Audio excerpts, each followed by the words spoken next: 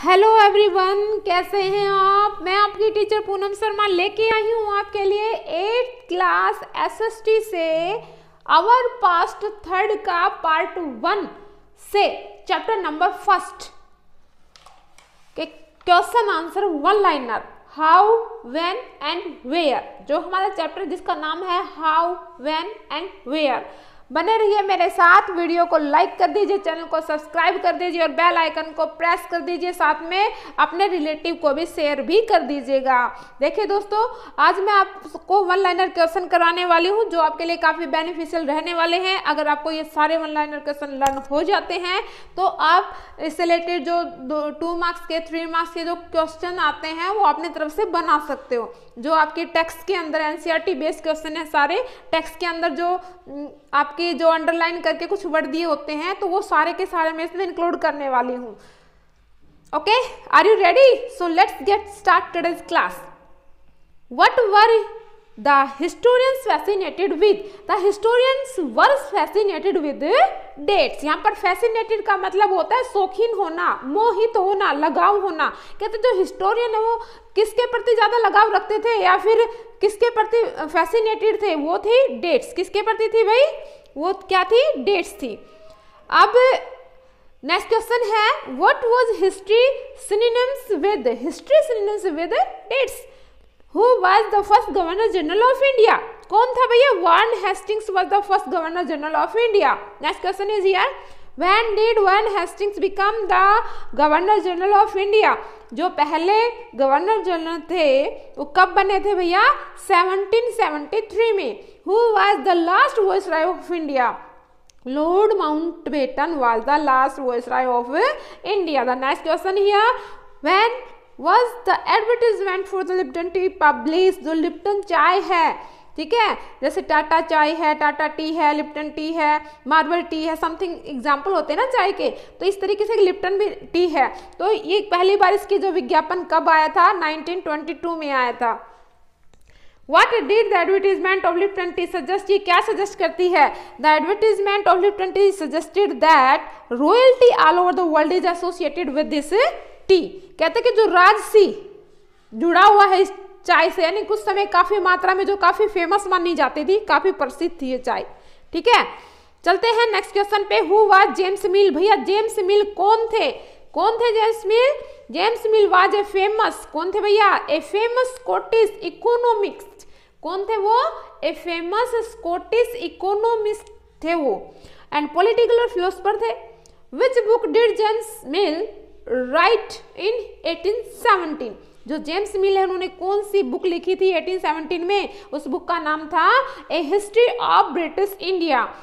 In how many periods did James Mill divide Indian history? जो James Mill है उन्होंने Indian history को कितने भागों में बांटा है भैया? उन्होंने बांटा 3 भागों में। वो कौन कौन से हैं? Which are these are Hindu, Muslim और ब्रिटिश। ठीक है, हिंदू, मुस्लिम और ब्रिटिश।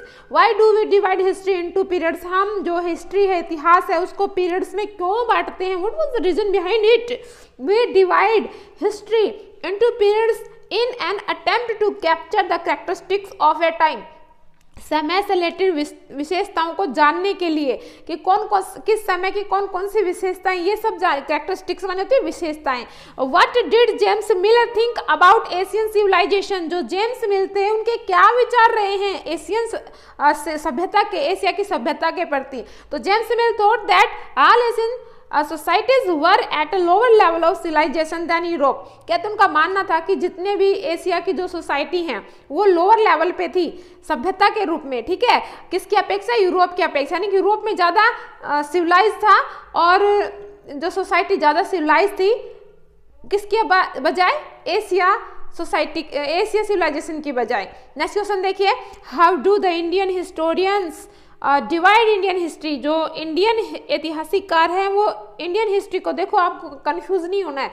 एक हमारा पहले आया था, जैसे ये है कि अगर पूछा जाए जेम्स मिल ने डिवाइड किया तो आप ये वाला करोगे। अगर आपसे पूछा जाए कि जो इंडियन हिस्टोरियन है, जो भारतीय ऐतिहासिककार है, वो इंडियन हिस्ट्री को कैसे बांटते हैं, तो 3 भागों में वो है, एंशिएंट, मेडाइवल और मॉडर्न, 3 भागों में है। सो डोंट कंफ्यूज नहीं होना है, क्वेश्चन को अच्छे से समझना है, उसके बाद आंसर देना है भाई, क्योंकि आधा नंबर, 1 नंबर, आधा नंबर भी आपके लिए काफी क्या है, इंपॉर्टेंट रहने वाला है। नेक्स्ट क्वेश्चन देखिए, what is modern period associated with? The modern period is associated with all the forces of modernity.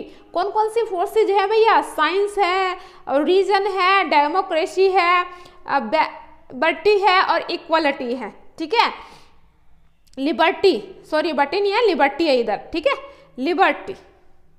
Next देखिए, when did the National Archives of India come up? जो नेशनल इंडियन आर्काइव्स हैं, अभिलेखागार जिसको बोलते हैं भैया, ये लिबर्टी थोड़ा देख लेना इधर। When did the National Archives of India come up? The National Archives of India came up 1920। कब आए थे भाई? 1920 ईस्वी में। Got it? कब आए थे? 1920 ईस्वी में। अगर मैं बात करूं भैया नेक्स्ट क्वेश्चन की, where is the National Archives of India situated? जो अभिलेखागार हैं राष्ट्रीय स्तर के, वो कहाँ? आर्काइव्स का मतलब होता है अभिलेखागार। कहाँ सिचुएटेड है? कहाँ सिचुएटेड है भैया? तो वो नेशनल लेवल के जो है वो कहाँ है? न्यू दिल्ली के अंदर। Got it? मैं साथ साथ आपको हिंदी मीनिंग भी बताई ताकि आपको किसी तरीके से याद करने में परेशानी ना रहे। एक बार इसको फिर से ये वाला वर्ड देख लीजिएगा, लिबर्टी है, LIBERTY। Got it? नेक्स्ट देखिए, नेक्स्ट क्वेश्चन है, when did the mutiny of the royal Indian navy take place? तो यहां पर पूछा गया है कि जो म्यूटिनी है ऑफ रॉयल इंडियन नेवी की, वो कब घटित होती है? The mutiny of the royal Indian navy took place in 1946। कहां पर? बम्बई में। ठीक है, जिसका दूसरा नाम क्या रखा गया है? मुंबई, बॉम्बे में। मुंबई भी बोलते हैं इसको, बॉम्बे भी। ठीक है, after how many years all census operation held? कितने साल बाद जो सेंसस ऑपरेशन है वो हुए थे? कितने साल बाद हुए थे भैया? आफ्टर 10 ईयर्स, 10 साल के बाद। नेक्स्ट क्वेश्चन की बात करूं अगर मैं, why did the British start surveying India?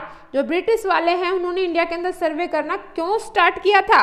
The British believed that the country had to be properly known before it could be effectively administered. कहते कि अगर तुम्हें किसी भी उस पे राज करना है तो क्या करना पड़ेगा भाई? इफेक्टिवली। ये जो वर्ड है यहां पर इफेक्टिवली है, EFF। ठीक है, इफेक्टिवली एडमिनिस्टर्ड। कहते हैं ब्रिटिश बिलीव्ड, उनका विश्वास था कि country had to be properly known. उसे क्या जानना पड़ता है? उसके कंट्री के बारे में प्रॉपर रूप से जानना पड़ता है बिफोर इट। जब भी इस पे कोई अगर राज करना तो उसकी पूरी जानकारी जो है, क्या प्रभाव है प्रशासन का, कैसे क्या है क्या नहीं है, वो सारी चीजें नॉलेज जो है जानना होता है।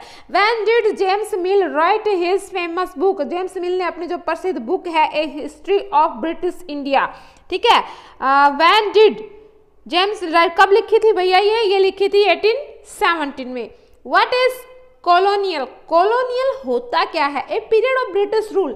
कॉलोनियल का मतलब होता है एक ऐसा पीरियड जो British rule over India is referred as, जब पूरे के पूरे भारत के अंदर ब्रिटिश का साम्राज्य हो गया था, that period is called colonial. Got it? Next question देखिए, in the idea of James Mill what did British rule represent? कहते हैं कि in the idea of James Mill के अनुसार what did the British rule refer? British rule क्या refer करता है भैया?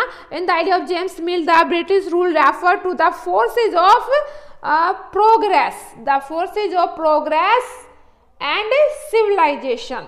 प्रोग्रेस और किसको? यहाँ पर एंड वर्ड है, एंड सिविलाइजेशन। ठीक है, यहाँ पर क्या है? एंड। प्रोग्रेस को और सिविलाइजेशन को, ये जो CIVIL सिविलाइजेशन, ठीक है, सभ्यता। तो ये process and forces of process, साथ में क्या है? सिविलाइजेशन। इन दोनों को क्या करता है? रेफर करता है। आई होप आपको वीडियो अच्छे से समझ में आ गई होगी।